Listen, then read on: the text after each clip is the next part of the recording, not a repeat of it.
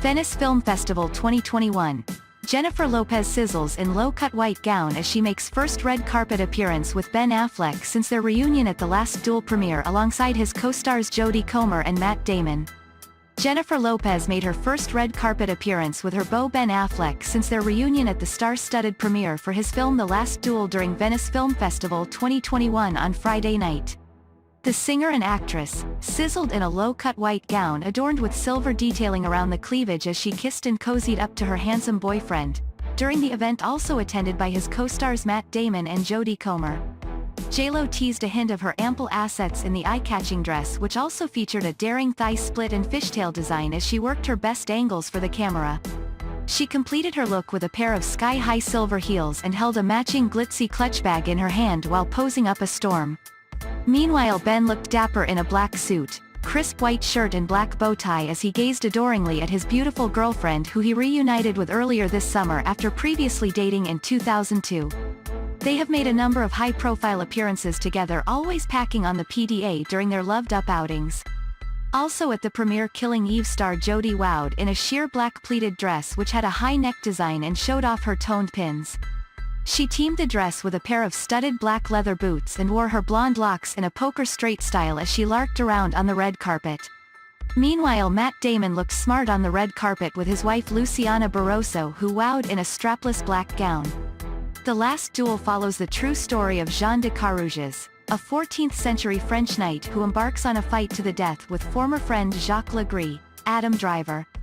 Adapted from Eric Jaeger's book of the same name, Jodie's character Marguerite is the woman at the center of the fight, after she and her husband de Carouges accuse Legris of raping her.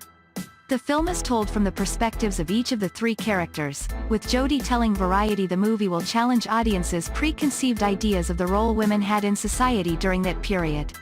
She said, "I think, for me, what was the most interesting thing about this script, first and foremost, was the opportunity to give this woman a voice." The Last Duel marks the first return of Matt's writing partnership with Ben since their award-winning script for Good Will Hunting, and the pair co-wrote the screenplay alongside Nicole Holofcener. Originally, Matt and Ben were set to play the two leading roles in the film, but they ran into scheduling conflicts because of Ben's film Deep Water, so Adam took over the role of Legris. Ben will instead star as Count Pierre d'Alençon. Filming began on the movie in February last year in France, but the set was shut down in March due to the pandemic and travel restrictions in Europe, before they returned to filming in September.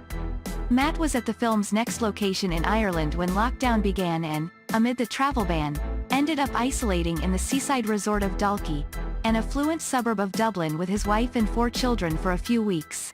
The Last Duel had a scheduled release date of December 2020, but it has now been pushed back to October 15, 2021. The 2021 Venice Film Festival will take place from the 1st to the 11th of September, and is considered one of the world's oldest award ceremonies and one of the Big Five events. The jury is headed by Parasite frontman Bong Joon-ho, who said he is honored to be woven into its beautiful cinematic tradition.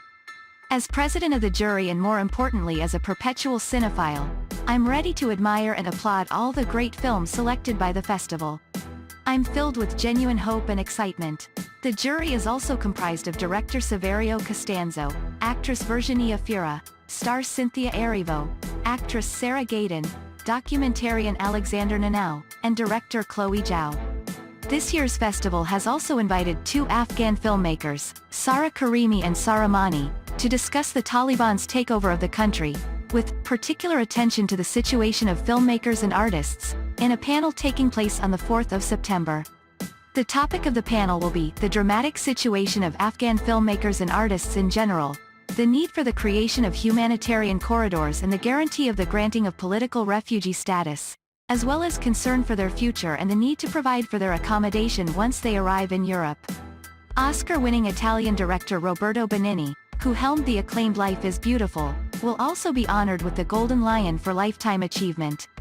In a statement he said, "My heart is full of joy and gratitude.